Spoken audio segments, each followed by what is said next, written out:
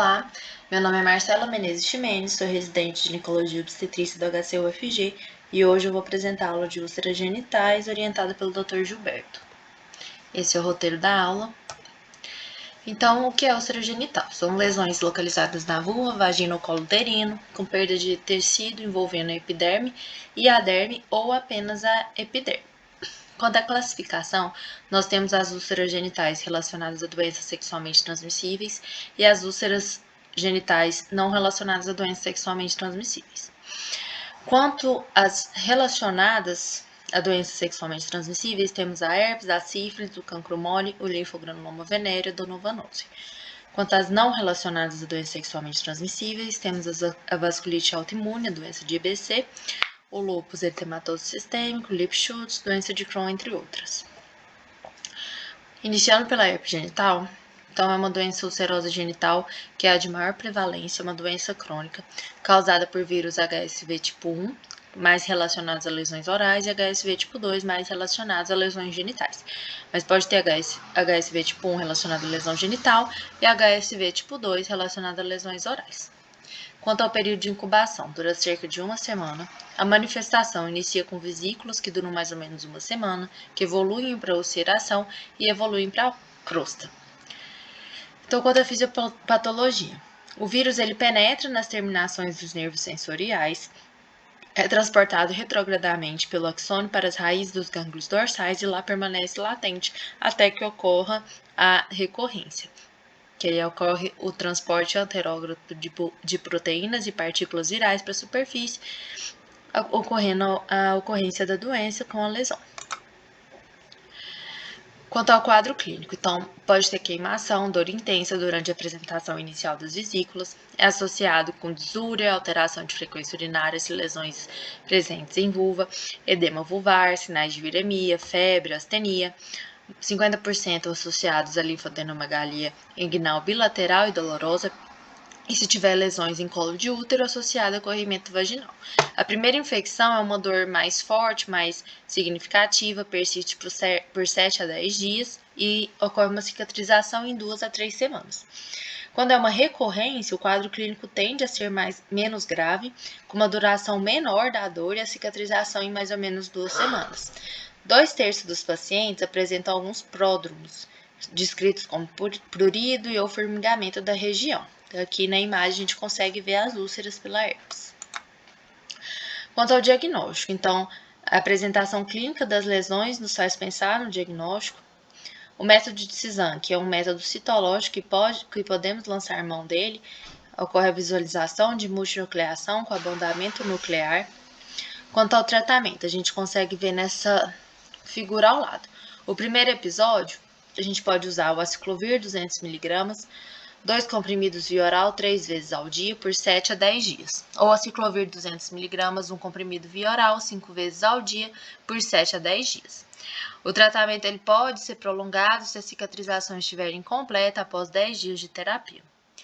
Quanto ao tratamento das recidivas, pode usar o aciclovir 200mg, 2 comprimidos via oral 3 vezes ao dia por 5 dias, ou o aciclovir 200mg, 4 comprimidos via oral 2 vezes ao dia por 5 dias. E o tratamento ele deve ser iniciado preferencialmente no início da fase prodrômica. Quanto à supressão de herpes genital, quando ocorre 6 ou mais episódios ao ano, a gente pode usar o aciclovir 200mg, 2 comprimidos via oral, 2 vezes ao dia por até 6 meses. Esse tratamento ele pode ser prolongado até 2 anos. É indicada avaliação periódica de função renal e hepática quando indicada a supressão da herpes.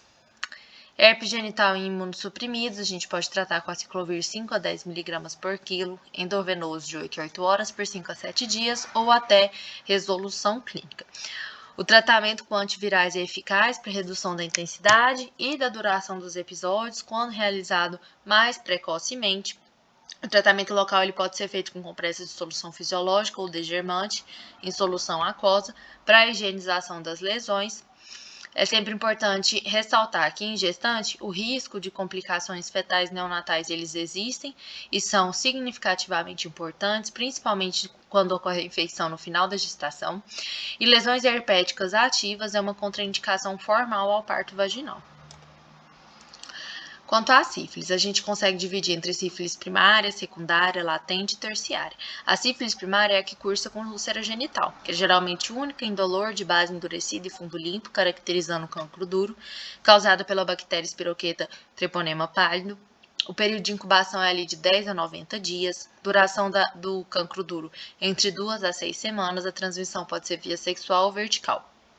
As lesões podem ser encontradas na vulva, vagina, colo uterino, ao redor do ânus e na boca, e cursa com adenopatia satélite bilateral, indolor e não inflamatória. Na imagem a gente consegue ver a caracterização do cancro duro. Na sífilis secundária, é a fase da sífilis associada à bacteremia, desenvolve entre 6 semanas a 6 meses após o aparecimento do cancro duro. Quanto às manifestações, pode se manifestar da forma de exantema maculopapular, que pode se desenvolver por todo o corpo, incluindo palmas das mãos e plantas dos pés e mucosas, que a gente consegue ver aí na lesão das palmas das mãos. Os condilomas planos são mais comuns em áreas úmidas e quentes, principalmente em região genital. São placas grandes, rosadas e ou cinzas esbranquiçadas. A gente consegue ver nessa outra figura do slide. A sífilis latente é o período em que não se observa nenhum sinal clínico da doença. Então, o diagnóstico é feito por método laboratorial.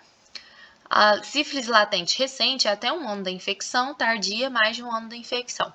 A sífilis terciária ocorre em 15 a 25% das lesões das infecções não tratadas, surge entre 1 e 40 anos após a infecção, acomete sistema nervoso e sistema cardiovascular e pode se apresentar de forma de goma sifilítica, que geralmente são tumorações com tendência à liquefação, ou podem se apresentar como forma de úlcera, como visto aí nessa imagem do slide.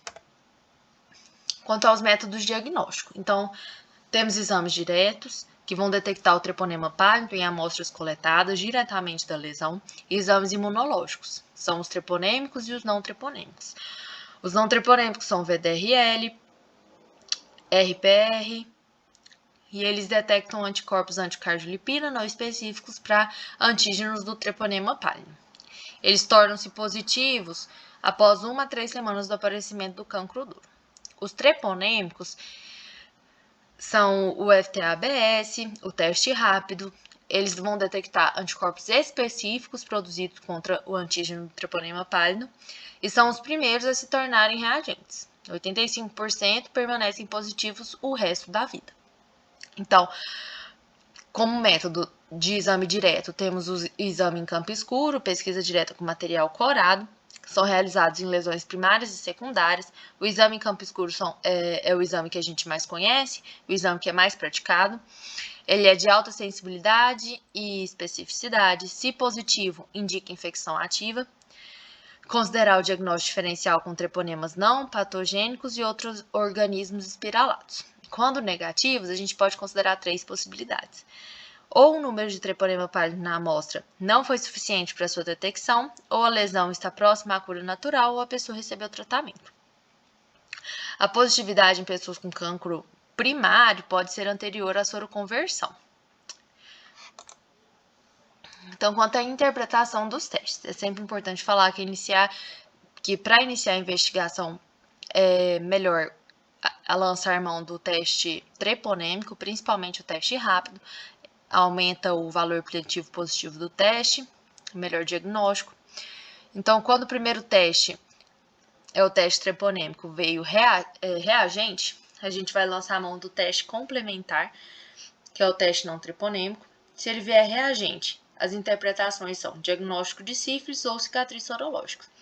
Quando for sífilis, tratar, realizar monitoramento.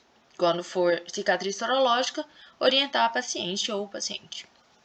Primeiro teste, treponêmico reagente, e o teste complementar não treponêmico não reagente, vai realizar um terceiro teste, treponêmico, com metodologia diferente daquele feito primeiramente. Se reagente, diagnóstico de sífilis ou de cicatriz sorológica. Se não reagente, vai considerar um resultado falso reagente para o primeiro teste e vai excluir o diagnóstico de sífilis. Se o terceiro teste treponêmico não estiver disponível, vai avaliar a exposição de risco, sinais e sintomas e histórico de tratamento para definição da conduta. Se o primeiro teste não treponêmico reagente e o teste complementar treponêmico reagente, diagnóstico de sífilis ou cicatriz sorológica. Se o primeiro teste não treponêmico reagente e o teste complementar treponêmico não reagente, também vai realizar um terceiro teste treponêmico com metodologia diferente do primeiro, que se vier reagente vai ser um diagnóstico de sífilis ou de cicatriz sorológica. Se não reagente, vai considerar resultado falso reagente para o primeiro teste. Se o primeiro teste for teste não treponêmico não reagente ou teste treponêmico não reagente, não realizar teste complementar se o primeiro teste for não reagente e se não houver suspeita clínica de sífilis primária. Agora, em caso de suspeita clínica e ou epidemiológica, vai solicitar uma nova coleta de amostra em 30 dias. Quanto ao tratamento, a droga de escolha é a benzilpenicilina benzatina. Na sífilis recente, que engloba a sífilis primária, secundária e latente recente, vai usar a benzilpenicilina benzatina 2,4 milhões, unidades internacionais, intramuscular, dose única. A alternativa menos para gestante é a doxiciclina e o segmento vai ser com teste não treponêmico trimestral, em caso de gestante, mensal. A sífilis tardia, que aborda a sífilis latente tardia ou latente com duração ignorada e sífilis terciária. Vai fazer o esquema de benzilpenicilina benzatina 2,4 milhões de unidades internacionais, intramuscular, uma vez por semana por 3 semanas. Doxiciclina é uma opção. E o segmento vai ser com teste não treponêmico trimestral, se gestante mensal. Devido ao cenário epidemiológico atual, bastante importante para a sífilis, orienta a realizar tratamento imediato apenas com teste positivo, treponêmico ou não treponêmico, nos seguintes casos: gestantes, vítimas de violência sexual, chance de perda de segmento, sinais e sintomas de sífilis primária ou secundária e pessoas sem diagnóstico prévio de sífilis. O monitoramento após tratamento, então, é feito com testes não treponêmicos em gestante mensal, no gestante a cada 3 meses até o 12º mês. Consideramos uma resposta imunológica ao tratamento se teste não treponêmico não reagente, para sífilis recente, queda na titulação em 2 diluições em até 6 meses, para sífilis tardia, queda na titulação em 2 diluições em até 12 meses.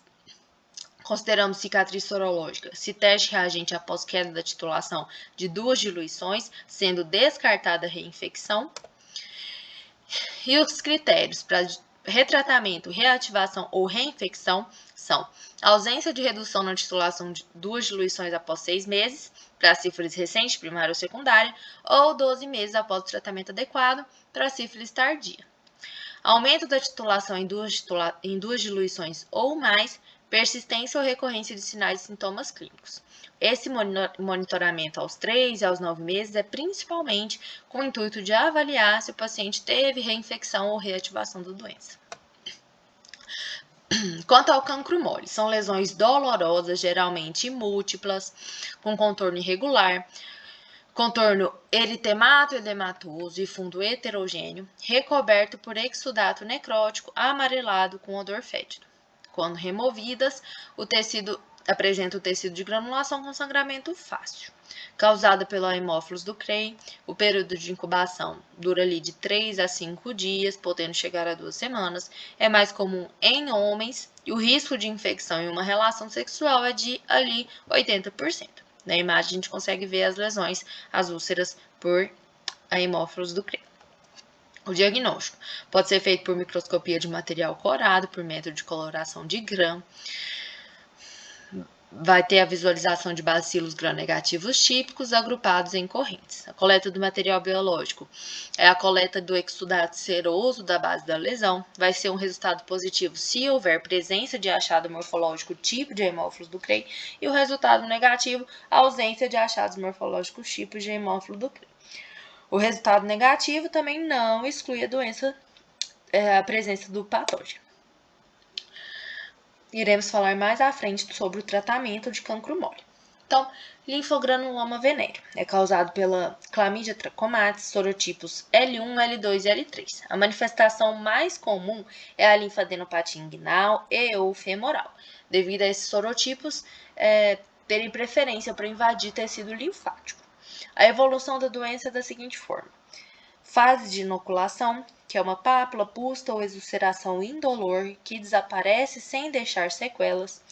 Vai localizar na parede vaginal posterior, colo de útero, fúrcula e outras partes da genitália externa. Geralmente a paciente nem o profissional assistente consegue detectar essa fase. A fase de disseminação linfática regional é a adenopatia, que depende do local da inoculação da lesão. Geralmente é a fase que faz a paciente procurar assistência médica. A fase de sequelas ocorre comprometimento ganglionar, que evolui com supuração e fistulização de orifícios múltiplos. Vai aparecer linfonodos fundidos em uma grande massa. Ocorre também lesão da região anal, com proctite e proctorite hemorrágica, hematoquesia dor anal. Ocorre lesão orogenital, que se apresenta de forma de glossite ulcerativa difusa com linfadenomegalia regional. É importante dizer que os bubões flutuantes causam muita dor e às vezes pode fazer uma punção com agulha grossa para alívio sintomático e até auxílio de diagnóstico. Então, vai recomendar a pesquisa de clamídia trachomatis em mulheres praticantes de sexo anal que apresentem úlceras anorretais, devido à apresentação de proctite. O diagnóstico é clínico, vai levar em consideração dados epidemiológicos, excluir outras causas de linfadenopatia, úlcera genital e proctolite. Pode ser feita cultura também para clamídia trachomatis, teste por imunofluorescência ou PCR de amostras de linfonodos. Deve ser levado em conta em todos os casos de adenopatia inguinal, elefantíase genital, estenose uretral ou retal. A gente consegue ver nas imagens os bubões, a úlcera causada pelo linfogranuloma venéreo e a elefantíase genital também causada por essa doença. Também vamos falar do tratamento mais à frente. A donovanose é uma infecção sexualmente transmissível crônica e progressiva, pouco frequente, conhecida como granuloma inguinal. Ela vai se manifestar como forma de nódulos indolores que vão evoluir com ulceração da borda plana ou hipertrófica. É bem delimitada com fundo granuloso e vai evoluir lentamente, tendendo a tornar-se vegetante ou úlcero vegetante, associada à imagem em espelho nas bordas cutâneas ou nas bordas de mucosa. O período de incubação é longo, dura ali de semanas a meses. É causada pela bactéria Klebsiella granulomatis. Vai ter predição por região de dobras e ou região perianal.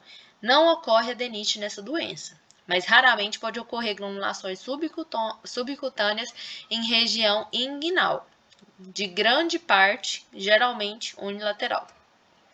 O diagnóstico pode ser feito pela identificação de corpúsculos de Donovan, e aqui a gente tem a representação da imagem em espelho na pele, nos lábios maiores. O tratamento, então, de cancro mole, linfogranuloma venéreo e donovanose. O tratamento do cancroide, cancro mole. A primeira opção é a azitromicina, 500 mg, 2 comprimidos via oral, dose única. O tratamento sistêmico ele deve ser acompanhado de medidas locais de higiene e o tratamento dos parceiros sexuais é recomendado, mesmo quando eles forem assintomáticos. O linfogranuloma venéreo, a primeira opção é a doxiciclina, 100 mg via oral, 1 comprimido 2 vezes ao dia por 21 dias. Também deve ser recomendado o tratamento dos parceiros. Se o parceiro for sintomático, o tratamento ele deve ser realizado com as mesmas medicações do paciente. Se o parceiro for assintomático, vai recomendar um dos tratamentos a seguir: azitromicina, 500 mg, 2 comprimidos via oral, dose única, ou doxiciclina, 100 mg, 1 comprimido via oral, 2 vezes ao dia por 7 dias. A donovanose, a primeira opção de tratamento é a azitromicina, 500 mg, 2 vezes ao dia, 2 comprimidos via oral uma vez por semana, por pelo menos 3 semanas. O critério de cura vai ser o desaparecimento da lesão, não tendo sido relatada infecção congênita, e devido à baixa infectividade dessa doença, não é necessário tratar os parceiros. Esse é o fluxograma para o manejo de infecções que causam úlcera genital, principalmente aplicado ali no quesito do SUS. Então, o paciente vai dar entrada no consultório com queixa de úlcera genital, vai ser feita anamnese e exame físico. Se tiver uma infecção sexualmente transmissível como causa provável, a gente vai lançar mão de laboratórios. Se tiver o laboratório disponível, a gente pode investigar a hemófilos do CREI e cancro mole e sífilis.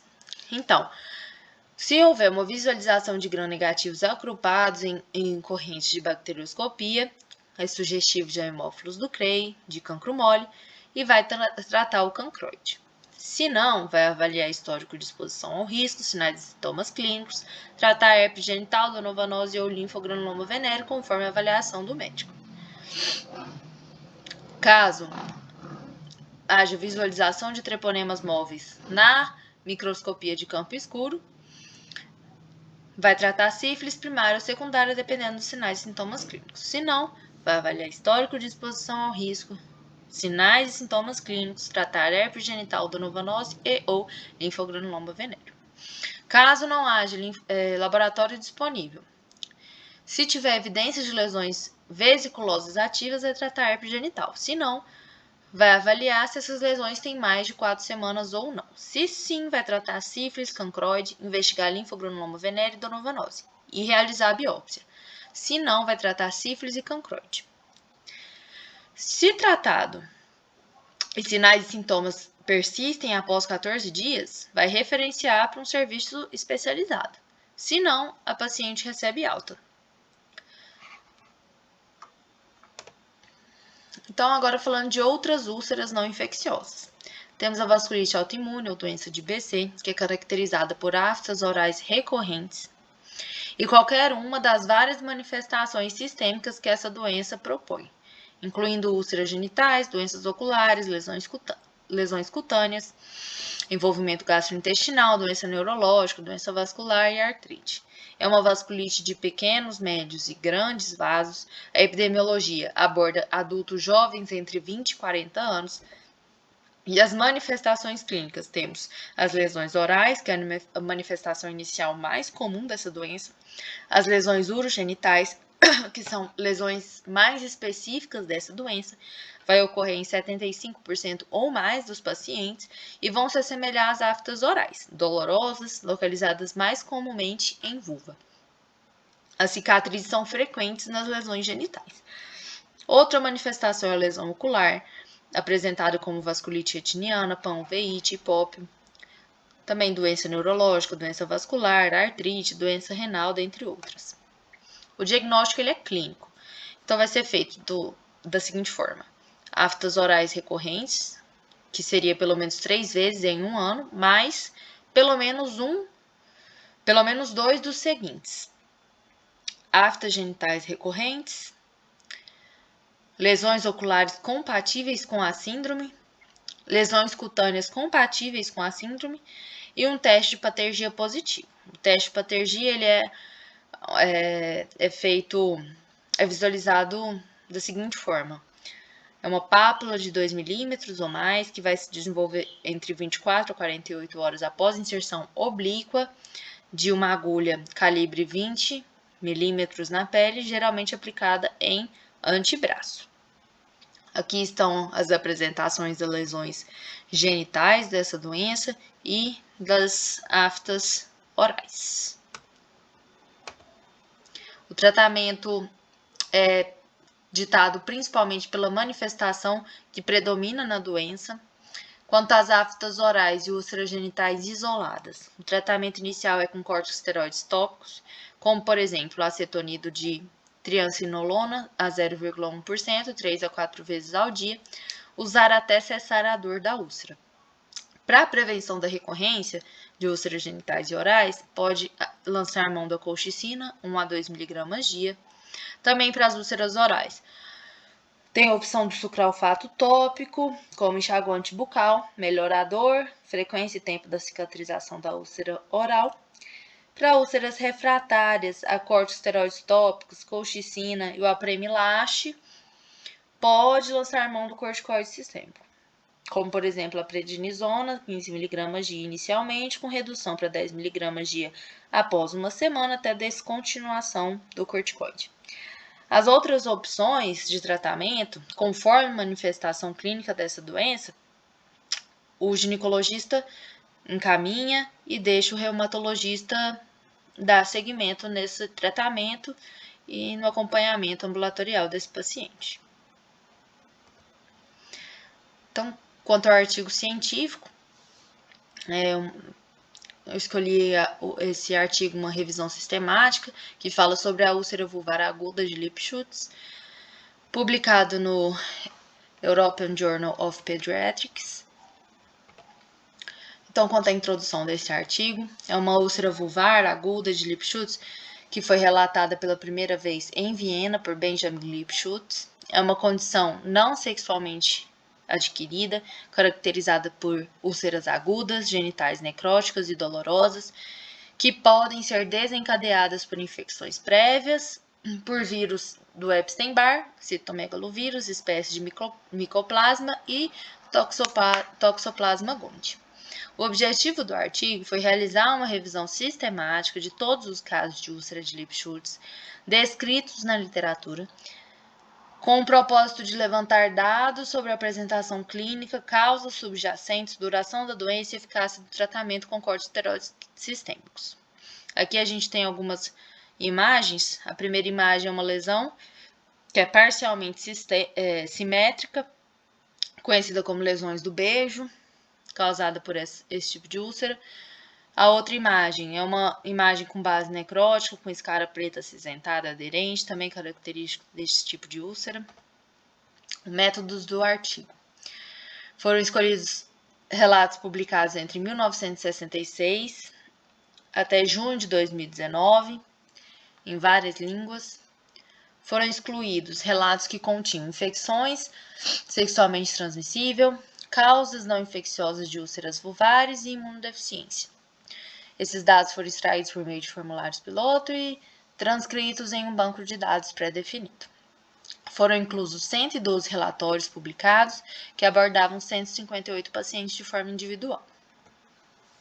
Quanto aos resultados, então, foi visto que as lesões geralmente eram de 1 a 3 lesões dolorosas, com maior ou igual a 10 milímetros de diâmetro, bem delimitadas, com centro fibrinoso, necrótico ou purulento, 45% delas com distribuição vulvar em espelho.